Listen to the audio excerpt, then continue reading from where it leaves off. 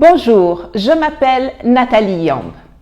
Il y a un mois, RFI et France 24, pendant 48 heures, ont passé en breaking news l'information selon laquelle, par un arrêté signé le 12 janvier 2022, mais seulement rendu public le 15 octobre, le gouvernement français m'interdisait d'entrée et de séjour sur le territoire français.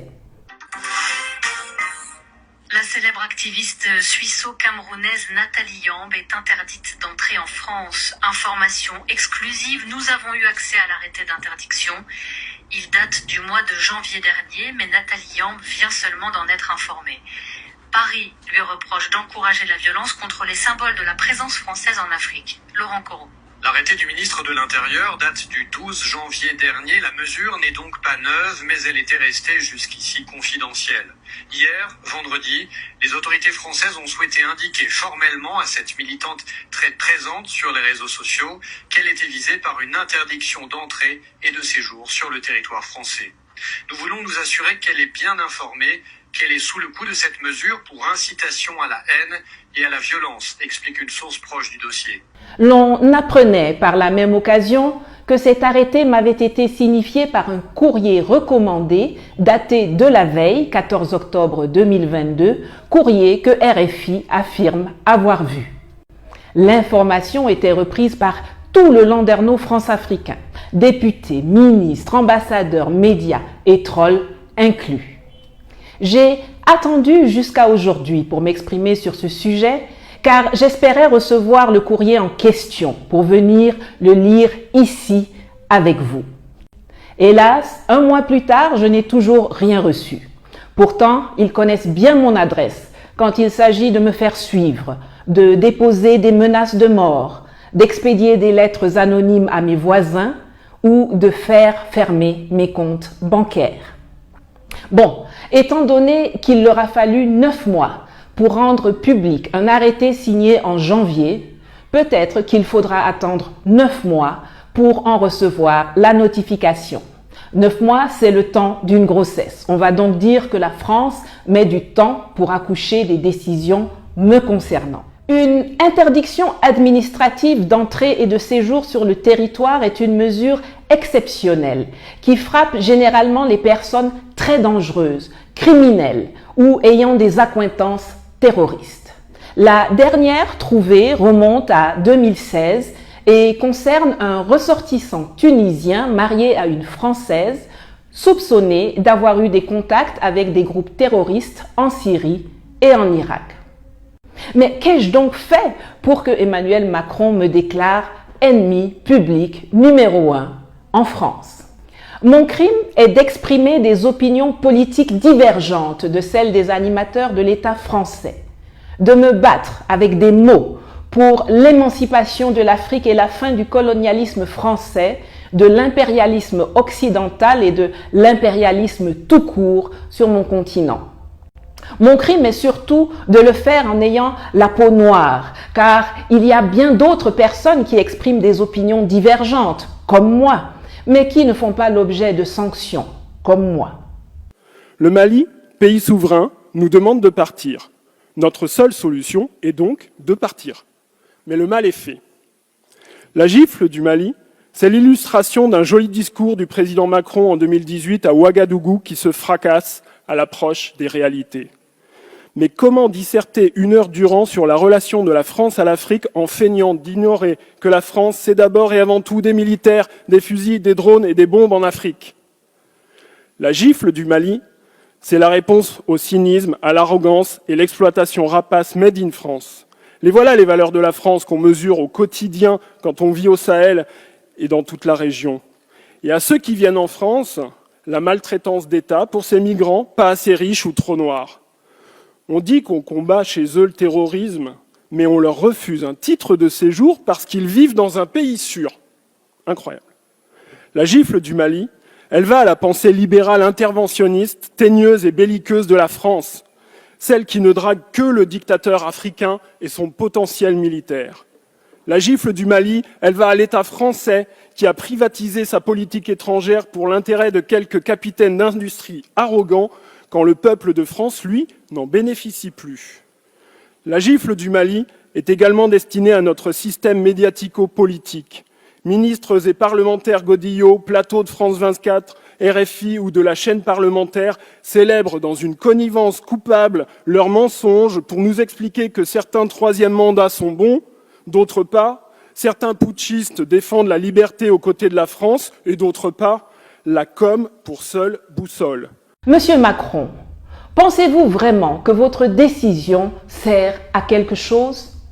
M'interdire d'entrer sur le territoire français ne peut pas m'empêcher de continuer à parler de la France, de ses méfaits, de ses actes odieux en Afrique, avec toute la résonance que vous craignez et qui vous fait trembler.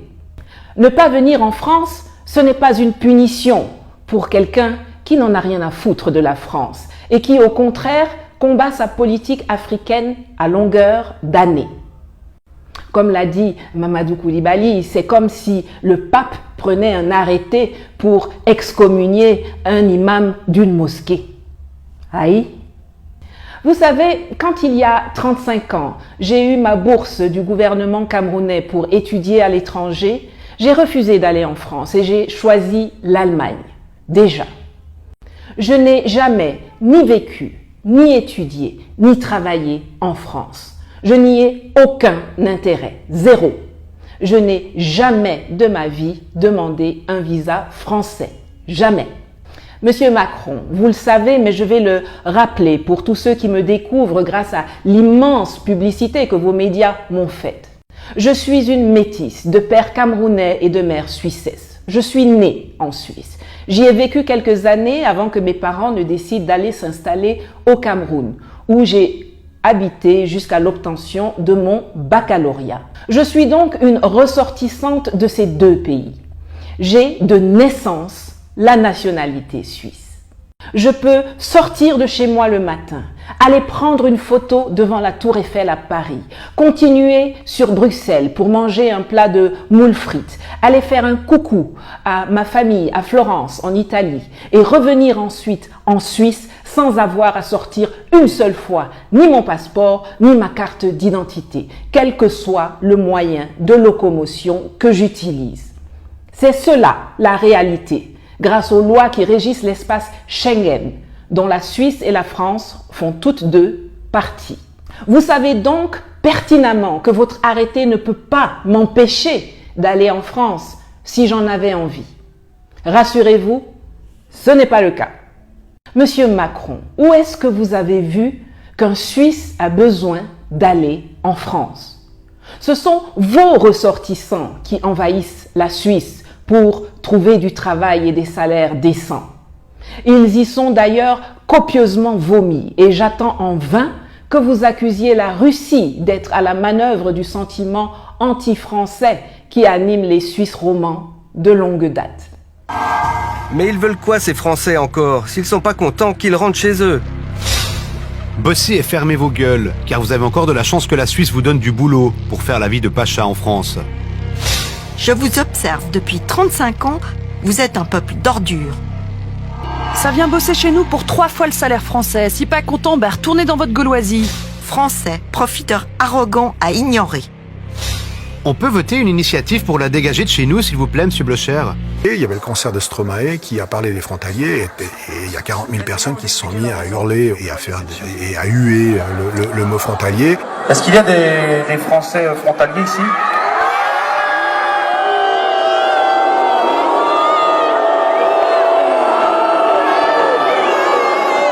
Il y a vraiment, je pense, oui, il y a un sentiment xénophobe à l'égard des Français qui s'exprime. De nombreux Genevois ont un sentiment de colonisation. C'est vrai qu'ils ont l'impression que les Français arrivent comme ils arrivaient dans les colonies d'Afrique ou de pays du tiers-monde et qui viennent de manière conquérante. C'est le sentiment qu'ont un certain nombre de nos membres. Genève colonisée, des mots guerriers qui ne sont pas choisis au hasard. Apparemment, c'est seulement quand ce sont les Africains qui vous rejettent que c'est les Russes, les Turcs, les Chinois qui en sont responsables. Quel racisme, quel mépris. Pour ceux que cela intéresse, je mets le lien de l'intégralité du documentaire de la radio-télévision suisse en dessous, dans la boîte de description. Vous verrez qu'on nous diabolise pour rien et qu'en matière de francophobie, nous sommes des petits joueurs par rapport aux Suisses.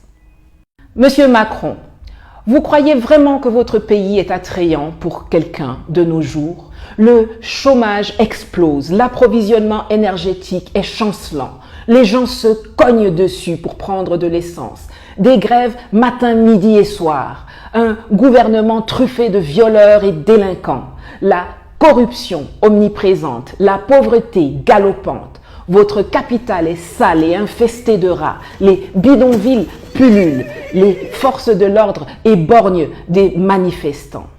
Pas plus tard qu'il y a quelques jours, la presse anglaise laminait la France, dont elle exposait le déclin.